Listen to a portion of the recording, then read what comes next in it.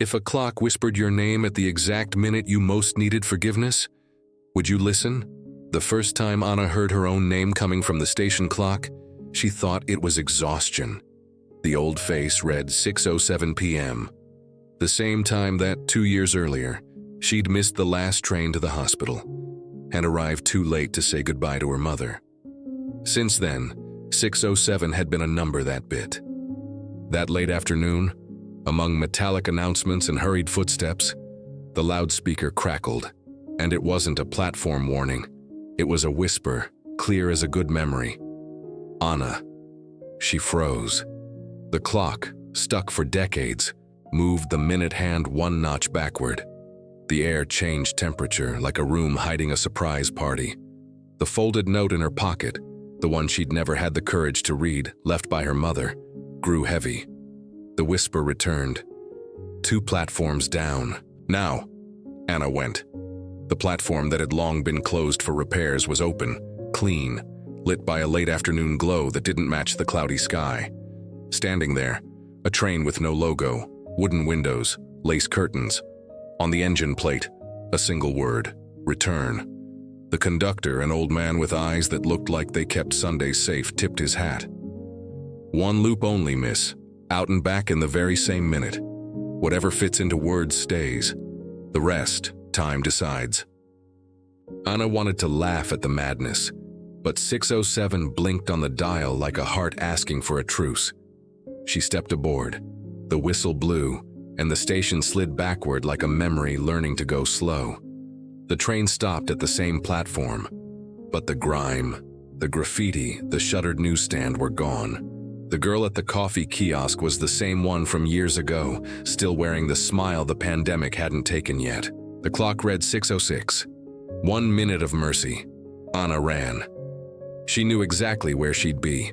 Her mother on the opposite platform, yellow scarf, bag of medicine, a patience that could cradle even bad news. Mom! The word broke halfway, like a bridge still under construction. Her mother turned.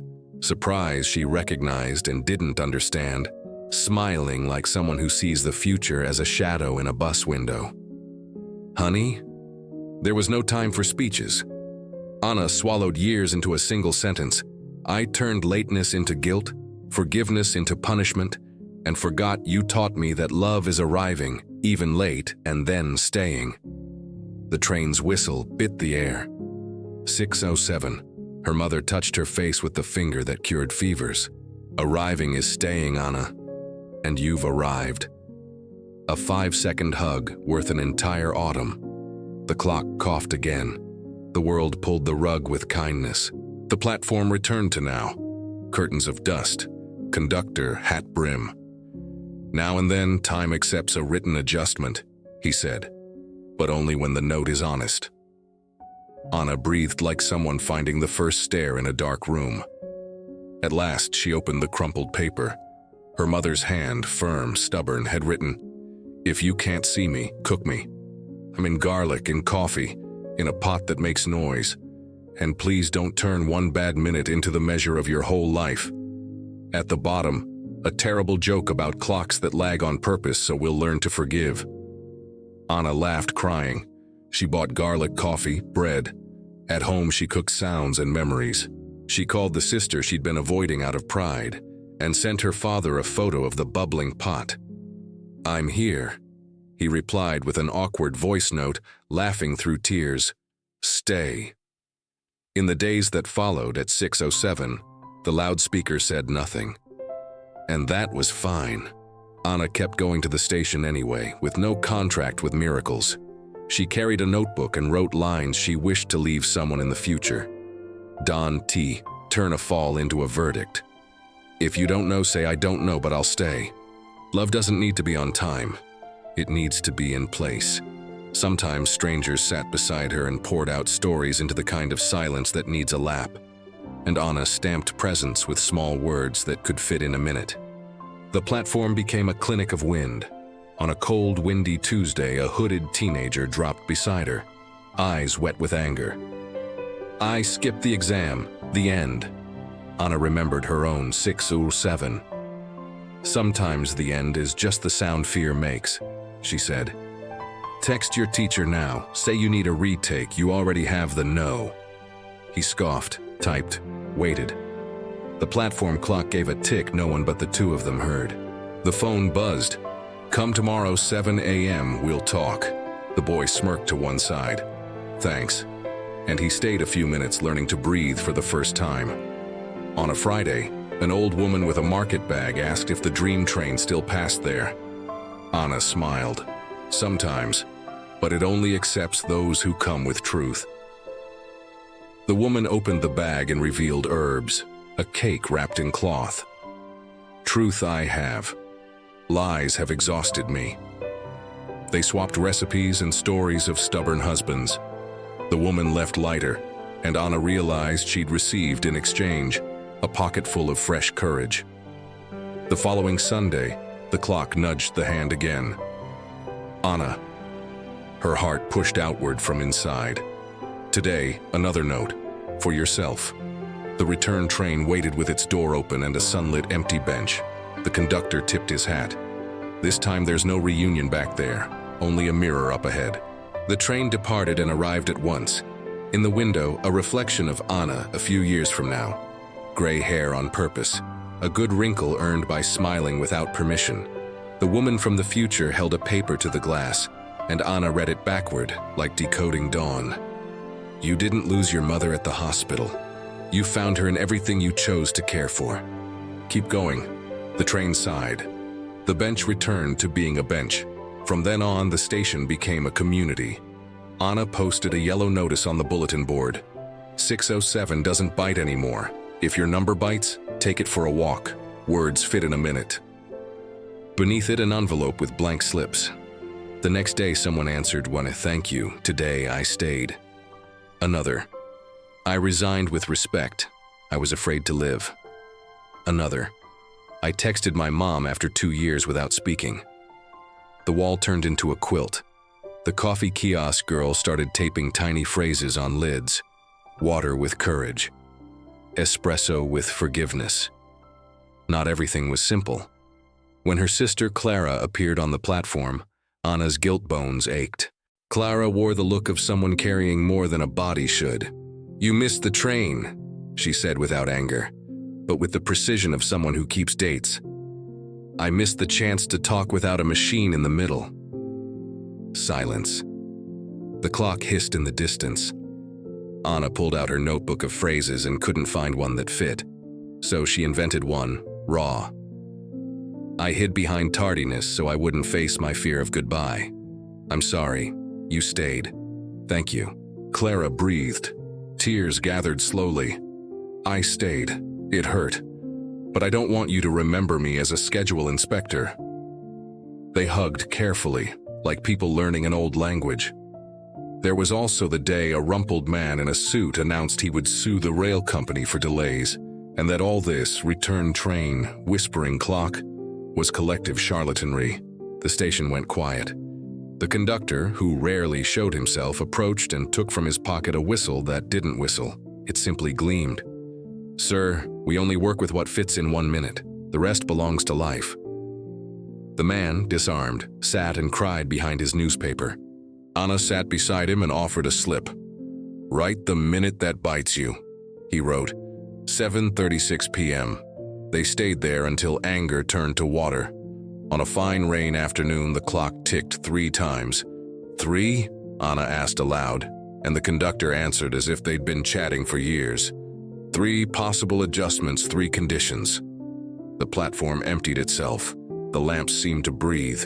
First, you may visit a conversation that never happened. Second, you may return a word that wounded you to the wind. Third, you may donate 1 good minute of yours to someone who needs it. Anna chose the third without thinking. Who gets my minute? The conductor smiled. You'll know. The train took Anna to a hospital. A clean corridor, the smell of iodine and hope. In one room, a bald little girl played with stickers on her IV line. Her mother, eyes huge with fatigue, checked the clock every 10 seconds.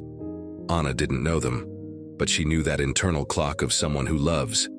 The world turned the volume down. The wall clock's hand froze at 3:15 p.m. "May I stay here 1 minute?" Anna asked the mother. "You may Who are you?" "Someone with time to spare." She sat and told a train joke, then a clock joke, the terrible kind her own mother cherished, and the girl laughed with her whole body. When the hand resumed its sweep, the mother clutched Anna's hand like a railing on a slick stair. "Thank you." Anna left without introducing herself and cried in the elevator like someone clearing their eyes. Back at the station, the clock left a note on the wall. Donated minute, recorded, and a heart drawn with 2 arrows, outbound and return. Time kept teaching with firm gentleness. Anna went back to studying effective cooking, as she joked, and on Saturdays started a meal service delivering food that hugs to people who had no one to cook for them. She named the project Noisy Pot. Every container came with a minute phrase. The neighborhood, frayed at the edges, discovered that hunger is also for good words. On an orange evening, the clock whispered her name again. The return train waited with curtains half open, like eyes that trust. "Today you may revisit 607, but with one condition," the conductor said. "Not to change the scene, to change the thread you pull when you remember it." Anna felt goosebumps bloom head to toe. She boarded.